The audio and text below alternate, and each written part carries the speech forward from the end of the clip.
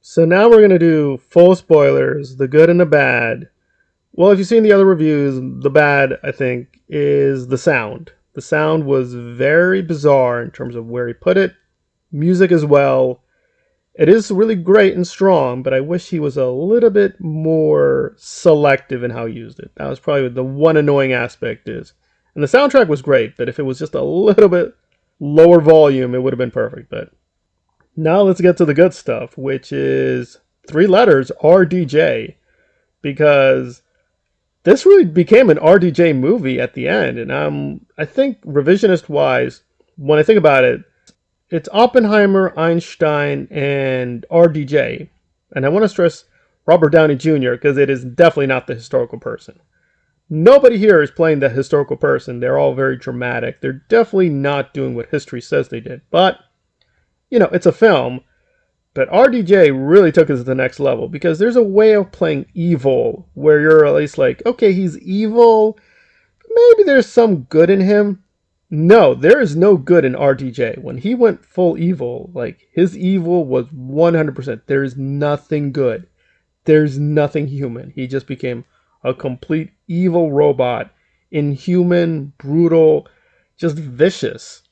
And it was really brave because really the audience should not care about you anymore, but you have to make that risk. And I think it paid off very well, but I will say it really needed the Einstein performance, and that actor was amazing.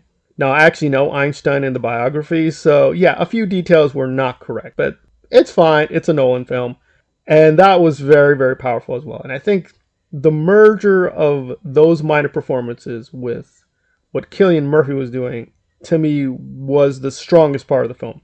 It's when those stories converged that the film really was excellent. In fact, I think the minor performances were the best parts. Rami Malek, I think he's going to get ignored. He should really get a lot of praise. So Rami Malek.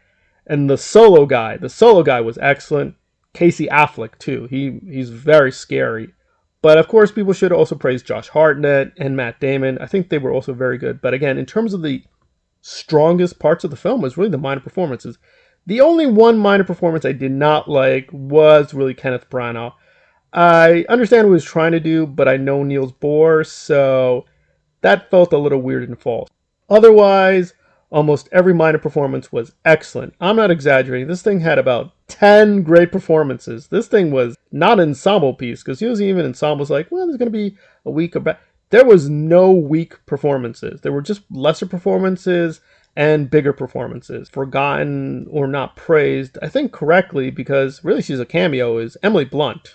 Like, Emily Blunt kind of got screwed here, but, they're serving a certain story. So I hope, and I'm including myself, other filmmakers will do more with Oppenheimer and Kitty and the whole context. Because she definitely became a ghost.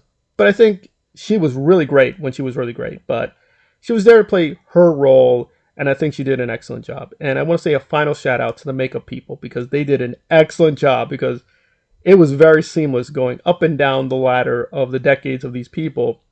Probably my only one minor complaint even there would be, I wish they used a young Oppenheimer for Cillian. I don't understand why he didn't do that at the very beginning of the film. I guess they wanted Cillian for the whole thing, or he wanted to stretch himself.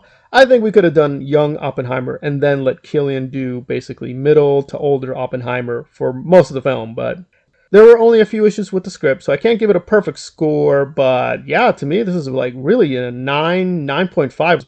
Pretty much definition of near perfect filmmaking. Excellent stuff, but to me, it was really Einstein and RDJ that made this a really, really great film.